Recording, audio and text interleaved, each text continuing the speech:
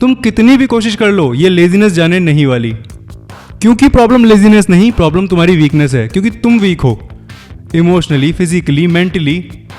और जब तुम वीक होते हो तो डिसीजन तुम नहीं लेते, डिसीजन तुम्हारी आदतें लेती हैं।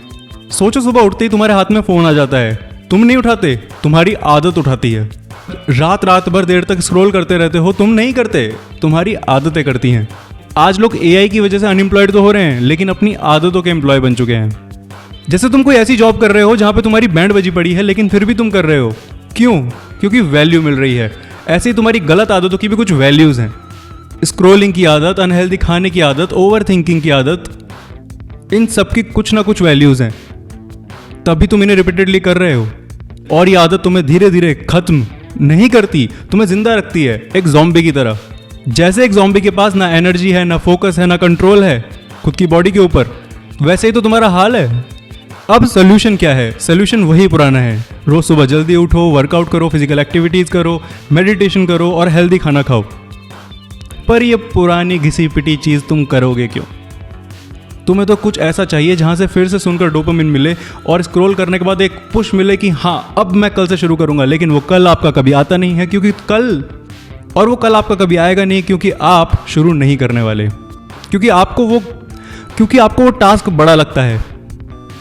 तो इस सब में तुम्हें करना क्या है? देखो, सिंपल है पर ईजी नहीं है। बड़े बड़े टास्क मत रखो खुद के लिए, बड़े गोल्स मत बनाओ, छोटे से शुरू करो। वर्कआउट नहीं कर सकते, 10 मिनट की वॉक करो, कम से कम हिलोगे तो सही। मेडिटेशन नहीं कर सकते, कोई बात नहीं, फ़ोन को साइड में रखो और 10 से 15 मिनट अकेले में बैठो बिना फ़ोन के। मुझे पता है तुम बोर हो जाओगे, तो लिखो, जो भी माइंड में थॉट आ रहा है वो लिखो। जितना तुम लिखोगे उतनी तुम्हें क्लैरिटी मिलेगी कि तुम कर क्या रहे हो। और अगर कोई डाइट फॉलो नहीं कर सकते, कैलोरी डेफिसिट पे नहीं रह सकते, तो सिर्फ हेल्दी खाना खाओ, सिर्फ हेल्दी खाओ, बाहर का अवॉइड करो। इतनी मेहरबानी करोगे ना खुद के ऊपर, चेंजेस आएंगे। और जब चेंजेस आएंगे तुम खुद को नहीं रोक पाओगे आगे इस प्रोसेस को कंटिन्यू करने से, because once you start seeing results, it's become an addiction.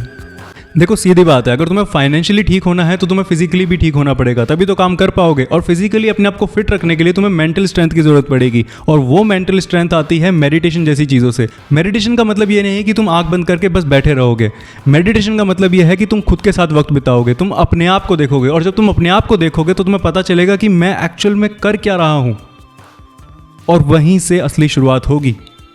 क्योंकि हम सबको पता है यार, लाइफ में बहुत सारी चीज़ें होती हैं जो हमें इमोशनली तोड़ देती हैं, और जब हम इमोशनली टूट जाते हैं तो हम मेंटली भी टूट जाते हैं, और जब मेंटली टूट जाते हैं तो वो चीज़ फिजिकली दिखने लगती है, और वो फिजिकल इलनेस तुम्हें आगे कुछ काम नहीं करने देती, कुछ ग्रोथ नहीं करने देती।